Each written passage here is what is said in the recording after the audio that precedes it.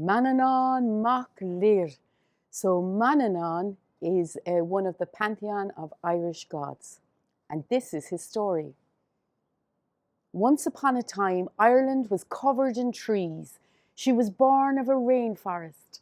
And if a red squirrel rose into a tree in Cork, where I'm from, and travelled in the crowns of the trees, it could go all the way from the tip of the south of Ireland to the tip of the north in County Antrim. We have 2% of that rainforest of trees left. So it was a different Ireland. It was an Ireland that was the birthplace and the school of the Celtic gods.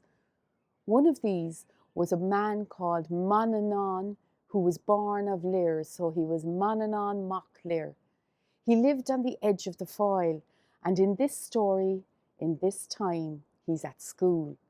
He's learning what it is to be a philosopher, a negotiator, a harbinger of peace. And as he sits in the class and he listens to the wise old men talk, his head begins to nod, and in his deep blue eyes that change like the Irish sea, he begins to fall into his internal world. In the internal world, he sees what is going to come soon, for there is news of them coming. He sees that the bagmen, or the human beings, are on their way to Éire, to Ireland. And he thinks in his mind that he will fight them. And in his mind's eye, he's a great warrior, even though he's still learning the skills of the sword. It is not unusual for him to jump up in the middle of a class and say, "Get back, you bagman, get back!" And then all of the other students, they start to laugh and his face goes red and he's embarrassed. And he has to find a way. He has to find a way of controlling his inner world so it doesn't break out into the everyday. Do you know a daydreamer like this? I think I might be a daydreamer like this. So he discovered that if he used his body to swim, that if he used his body enough, that it kept a good wall between his internal world and his external world. So he began to swim in Lough Foyle before his lessons and after his lessons, and he became a strong swimmer. After a while, he decided that he would go to the Atlantic Ocean. He dipped a toe in. For those of us that jump into the Atlantic Ocean, no matter what the weather is like, you know the electric shock of a cold current and a warm body. But this served to excite his senses, and he began to swim so strong. And a great Atlantic storm began to build. And he was so away in his mind's eye, swimming and thinking and dreaming, that he didn't see the storm come up. He didn't feel the storm come up. And when he put his head over water and he was hit by a wave the size of a mountain, he began to fear that it would kill him. "Please, please," he said, "don't kill me. Is there anybody listening?" he cried out in panic. And then he thought he heard the sea. He thought he heard the sea say to him, "Tell me what you see." And he thought, I better answer, even if it's just inside my head. I better answer the sea. So he said, "I see grey water, I see grey sky, I see white foam," as he slapped the water. And the water said, "No, give us the eyes of the dreamer."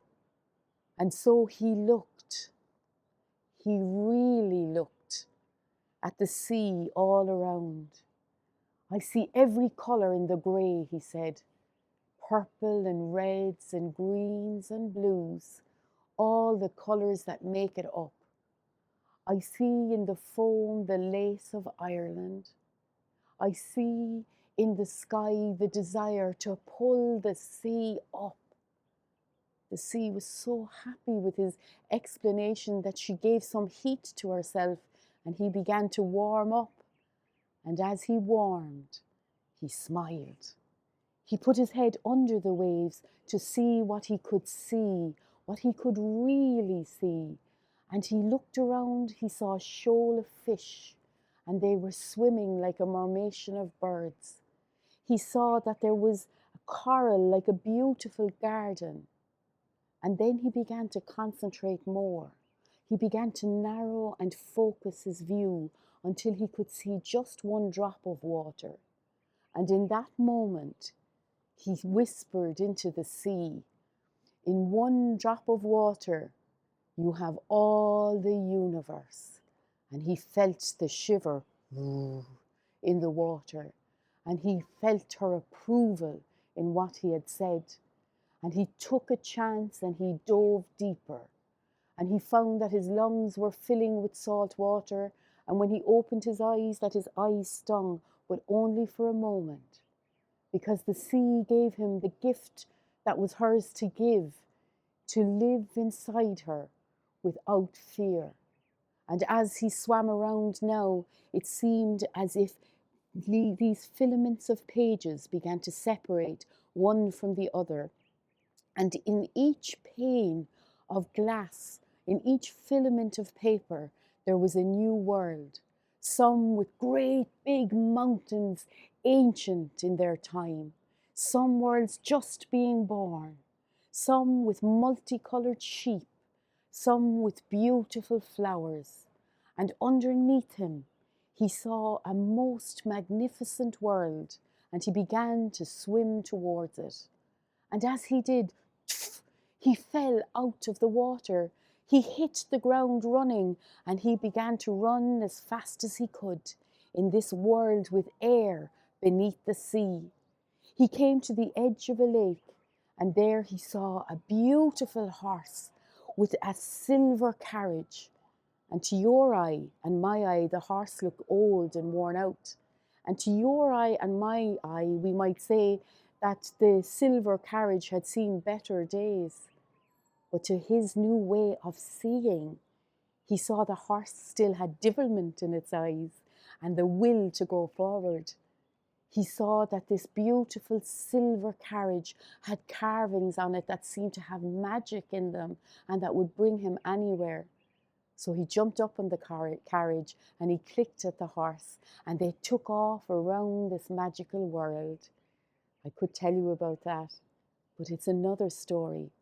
So I will tell you that he looked at the wall of water above his head, and they went through it back into the Atlantic Ocean, and he came out on Lough Foyle, and all of the students that had laughed at him in school were gathered there, for they thought the sea had taken him. But when he rose over the waves in that silver carriage, clicking at the horse, they knew a new God had been born. Mananna Mac Lir, God of the sea.